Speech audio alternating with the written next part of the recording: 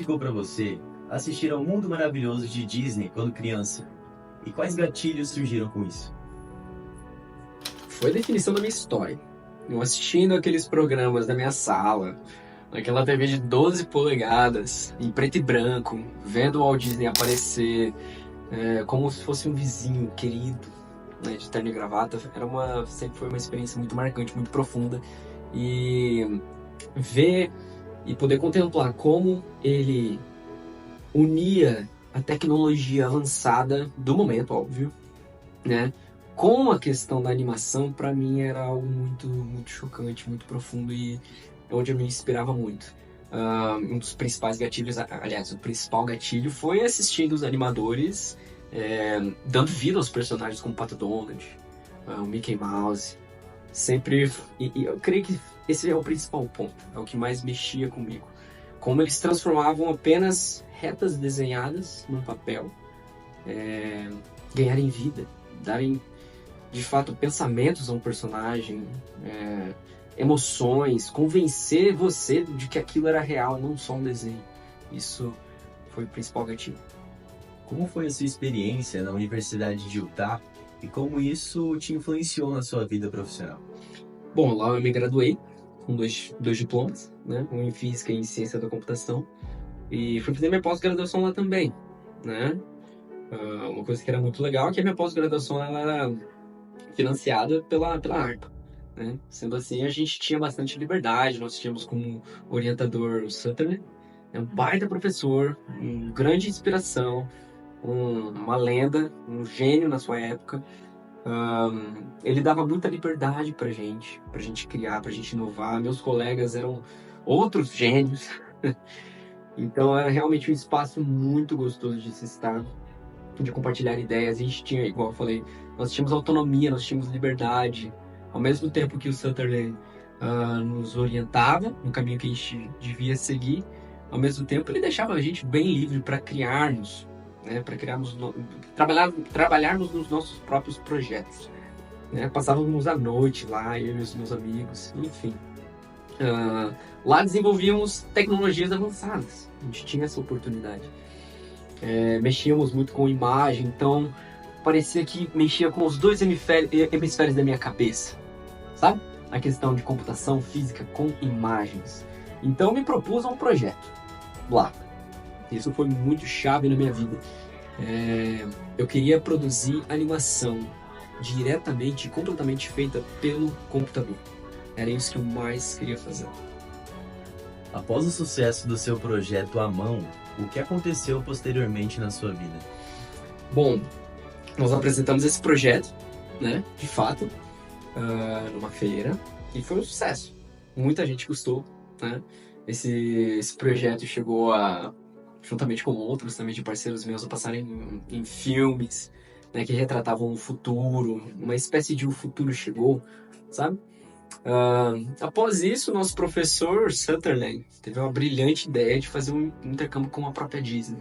Isso me empolgou muito, né, de enviarmos um da nossa equipe até eles, né, para que a gente pudesse aprender a contar histórias melhores, e eles enviarem um dos animadores até nós, para que eles pudessem aprender essa nova computação gráfica que estávamos desenvolvendo, né, que era única no mercado.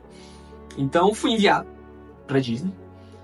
Cara, cruzar aqueles portões foi algo impressionante, né? Atravessar aqueles edifícios os edifícios originais de animação de 1940 que eu assistia na televisão foi algo de tirar o fôlego. Enfim, entrando lá, propus a ideia. Foi decepcionante, pois não queriam muito aderir na questão de animação de computador. Diziam, se vocês não conseguirem animar uma bolha num computador, então nós não queremos o seu projeto, né? Não só eles, então, de fato, esse intercâmbio não deu seguimento.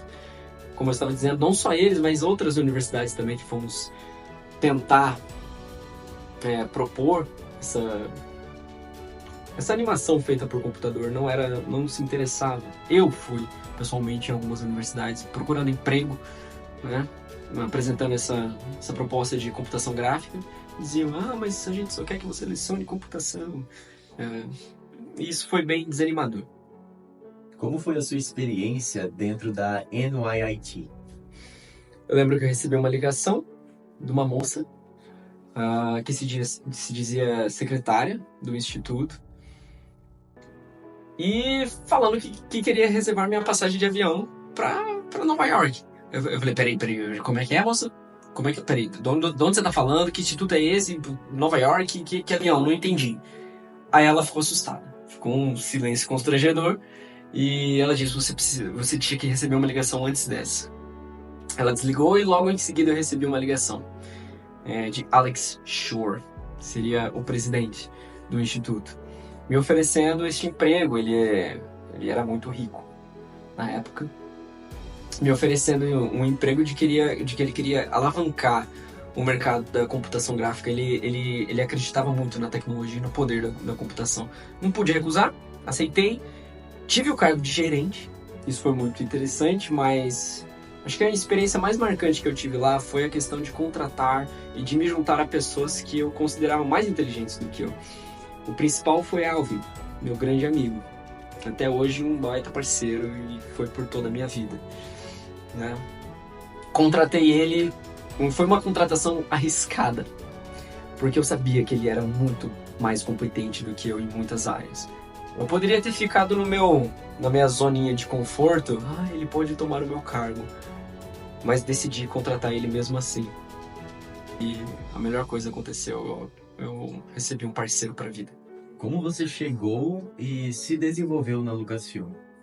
Bom, na NYIT eu sentia muita falta de influência de como contar boas histórias, né? Lá a gente tinha bons equipamentos, investimento em larga escala, mas a questão de contar histórias deixava a desejar um pouquinho. Sendo assim, analisando o mercado na época, George Lucas era alguém que estava muito à frente de seu tempo com Guerra nas Estrelas, o sucesso Guerra nas Estrelas. Fizemos contato, apresentamos nosso projeto para ele, nossa computação gráfica. Ele achou interessante não a questão de animação na computação, mas a questão de utilizar a nossa tecnologia para alavancar os filmes dele, né? Então, acaba que na nossa cabeça esse projeto iria beneficiar ambos, né? E foi assim que se desenvolveu. Fui para Lucasfilm, sem hesitar. Eu e minha equipe fomos, Alves estava comigo, claro. Tive um cargo de gerência, então eu tive que designar muitas funções, diferente de como era na faculdade, um ambiente bem autônomo. Nesse caso, tinha que ser um pouquinho diferente para a questão da produtividade.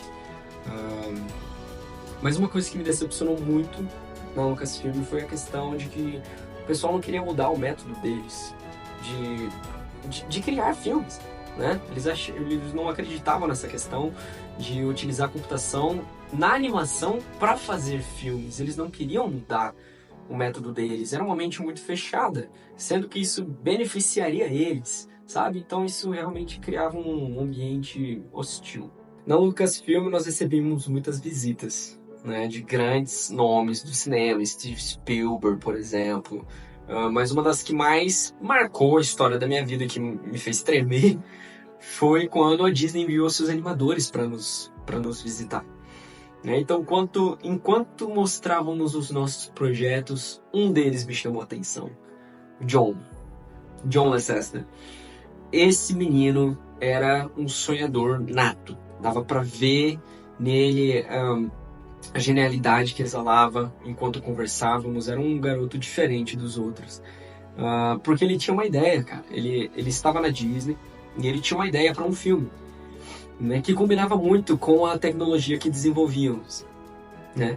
Porém, quando ele ofereceu essa ideia para a Disney, eles rejeitaram completamente. E ele foi demitido após isso. E nós não sabíamos disso. Enfim, passando algum tempo depois, tivemos uma ideia para uma animação e resolvi chamá-lo, a nossa equipe, para que ele pudesse nos ajudar. Não sabia que ele tinha saído da Disney. Ele sem hesitar veio. Mesmo com aquele ambiente hostil, ele ainda decidiu ficar nos ajudando no filme. Ele mudou muita coisa no filme, né? Então o filme ele foi rebatizado para As Aventuras de André e Wally B. Nós mal conseguimos terminar o filme a tempo do prazo que estipulamos, que seria para a feira SIGGRAPH, né? E mesmo inacabado, com as ideias dele implementadas a esse curta, na nossa apresentação na feira, foi uma experiência muito chocante, pois todos amaram, mesmo que alguns detalhes ainda estavam inacabados. Então o John foi uma peça muito importante. Qual foi a problemática que fez com que vocês tivessem que correr atrás de investidores e quem foi esse investidor para a Pixar? Bom, chegou um certo momento em que George se separou da sua esposa, sendo assim o financiamento da empresa caiu muito. E outra situação que vinha acontecendo, como citei antes, eu estava sentindo um ambiente infrutífero para o que sonhávamos, né? A gente queria levar a computação gráfica para a animação a outro nível, a outro patamar, mas o pessoal não se interessava, achava que não combinava, não queriam seguir essa ideia, né? Até então, os chefes do nosso departamento, eu e Alvin apelidamos os dois como os imbecis, não entendiam nada do ramo, né? Não entendiam absolutamente nada. Então decidimos nos desligar da Lucasfilm por conta dessas questões. Então partimos em busca de investidores, né? Foi uma jornada difícil. Tentamos a General Motors, tentamos vários outros, mas nenhum deles se alinhava ao nosso propósito de animação. Até que esbarramos o caminho com Steve Jobs. Steve Jobs foi uma história um pouco diferente. Conseguimos fazer contato, enfim, ele tinha interesse. É claro que a proposta financeira era muito boa, óbvio, iria financiar todo o nosso projeto, mas ele queria direcionar para o outro lado, sabe? Ele queria levar a nossa tecnologia de computação gráfica apenas para construir computadores para competir com a Apple. Isso não era simplesmente um desvio da nossa visão, era um completo abandono, né? Então nós recusamos a proposta do Steve Jobs. Bom, passaram-se alguns meses, né? A gente ainda sem conseguir um investidor definitivo, né? Tivemos a sorte da próxima SIGGRAPH ser em São Francisco, perto do Vale do Silício, né? Então conseguimos montar um stand lá. No primeiro dia, Steve Jobs passa por nós. No primeiro dia. Ele passando até nós, aquele andar, aquele jeito dele, começou a dizer que a nossa tecnologia era o que havia de mais interessante naquela feira. E ele me chamou para dar uma volta. Então, vamos dar uma volta pela feira. Ele disse que as nossas negociações deviam ser retomadas. Só que com uma proposta bem diferente agora, né? Ele queria de fato que o nosso acordo, nosso projeto fosse focado na computação gráfica, no desenvolvimento da nossa computação gráfica. Aí sim, isso nos interessava.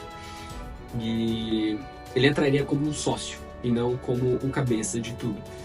Lógico, nós sabíamos que Jobs tinha uma personalidade forte. Ele tinha a fama de ser alguém difícil de lidar. Mas conversando com meu amigo, com o Alvin, nós decidimos embarcar nessa jornada. Nós queríamos arriscar. Então, dissemos sim, aceitamos a proposta, marcamos uma reunião então com a Lucasfilm, chamamos o Steve Jobs com sua equipe até lá, ele já impondo a sua autoridade nessa reunião, que desempenhou no futuro um vital papel na Pixar, né? Então, contrato feito, de fato nos desligamos da Lucasfilm, nos unimos ao Steve Jobs, ele se tornou um baita protetor para nós, uma inspiração, disse para sermos sempre leais uns aos outros, e enfim, durante todo esse tempo, a gestação dessa empresa tinha sido difícil, mas de fato agora essa empresa com o nome de Pixar havia nascido.